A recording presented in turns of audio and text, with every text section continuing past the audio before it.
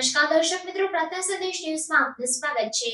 ગુજરાત પ્રવાસન નિગમ દ્વારા સંચાલિત યાત્રી નિવાસ કંકાપુરામાં યુવા કૌશલ્ય દિનની ઉજવણી કરવામાં આવી। તારીખ 14 જુલાઈ 2024ના રોજ ગુજરાત પ્રવાસન નિગમ દ્વારા સંચાલિત યાત્રી નિવાસ કંકાપુરામાં યુવા કૌશલ્ય દિનની ઉજવણીમાં શાળા કોલેજના વિદ્યાર્થીઓએ દોડ, રંગોળી, ચિત્ર અને વક્તૃત્વ સ્પર્ધામાં ભાગ લીધેલ છે અને સ્પર્ધામાં પ્રથમ 3 નંબર લાવનાર વિદ્યાર્થીઓને પ્રોત્સાહક ઇનામનું વિતરણ ગામના શિક્ષકો કૃષ્ણજીતસિંહ અને કમલેશભાઈના હસ્તે કરવામાં આવ્યું અને આ કાર્યક્રમના અંતે નાસ્તાનું આયોજન પણ કરવામાં આવ્યું હતું।